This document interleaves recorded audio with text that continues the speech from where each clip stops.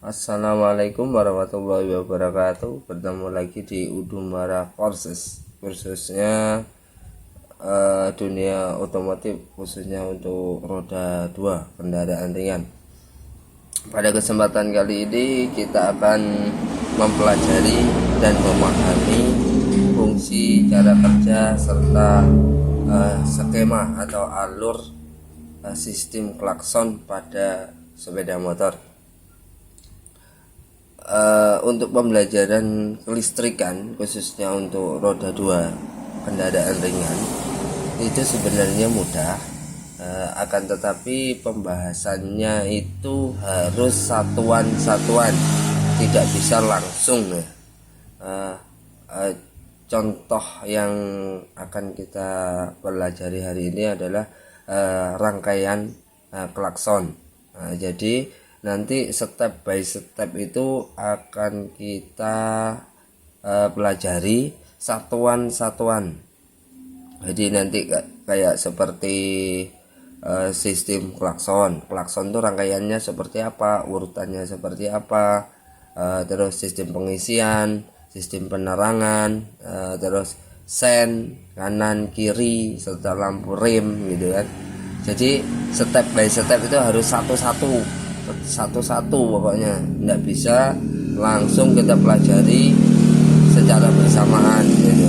Jadi dari rangkaian satuan-satuan itu nanti terus kita pahami fungsi, cara kerja serta alurnya, maka akan membentuk satuan di sepeda motor tersebut. Jadi pengalaman saya untuk penanganan di lapangan itu mendapat kendala itu sebab musabab karena tidak memahami satuan dari fungsi dan cara kerja serta alurnya. Maka di lapangan ketemulah kesulitan yang luar biasa, apalagi pemahamannya itu tergantung pada warna kabel. Sedangkan setiap jenis sepeda motor itu warna kabel selalu berbeda. Ya, pada dasarnya kabel itu sama fungsinya, akan tetapi kalau kita patokannya hanya warna, maka itu tidak bisa menjadi pedoman. Contoh untuk saat ini yang akan kita pelajari adalah sistem klakson. Sebenarnya simpel sekali ya.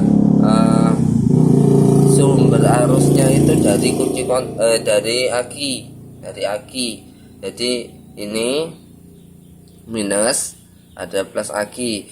Plus aki atau yang itu sebenarnya masuk di sini adalah sikring dulu. Anggaplah ini punyanya sepeda motor Astra Grand atau Supra ya. Plus ini kemudian keluarnya plus dari aki ini adalah dikasih sikring. Fungsi dari sikring ini nanti ketika terjadi konsleting, itu tidak kabel yang terbakar, akan tetapi sikringnya yang putus. Jadi dari plus aki masuk ke input sikring. Sikring itu kan kakinya ada 2. Outputnya sikring masuk ke kunci kontak.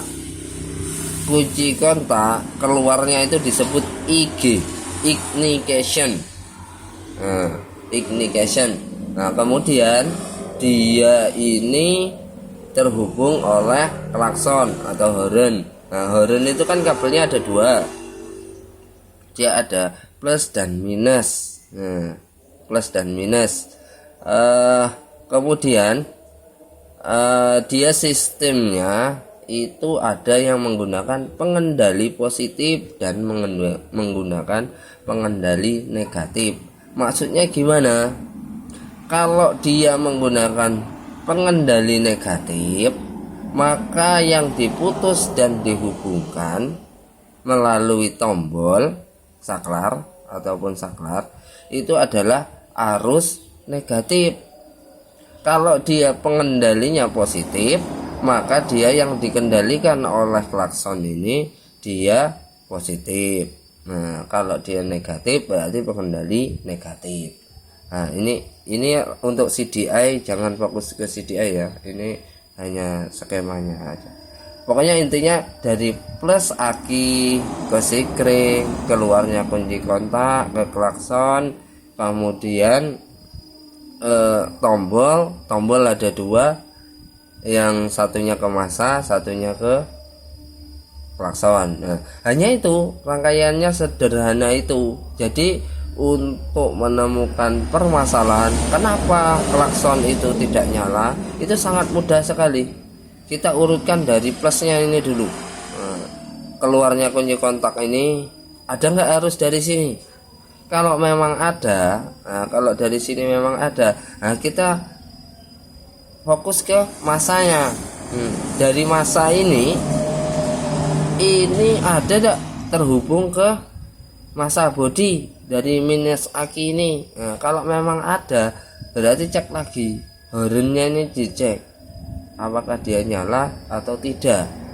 Dengan cara horn ini langsung aja di jumper plus minusnya. Kalau memang nyala berarti ya sistem perkabelannya ini yang bermasalah. Jadi sebenarnya kalau kita memahami alur dan urutan klakson ini tidak lebih dari 5 menit untuk menemukan sumber permasalahan itu, kenapa klakson tidak nyala. Nah, jadi kata kuncinya itu kita harus hafal dulu alur arusnya itu. Nah, alurnya kemana, kaki-kakinya kemana, itu harus hafal dulu. Nah, kalau sudah hafal, terus kita pahami fungsi kunci kontak ini apa, klakson ini apa, horn maksudnya, terus saklar ini apa gitu. Kalau sudah memahami itu, wis pasti sudah dipastikan tidak ada 5 menit untuk menemukan pokok permasalahan. Oke, untuk pembelajaran yang sangat singkat ini mungkin sampai sekian dulu. Nantikan video-video selanjutnya dan pembahasan yang selanjutnya tentang kelistrikan, khususnya di kendaraan ringan roda 2. Saya akhiri. Assalamualaikum warahmatullahi wabarakatuh.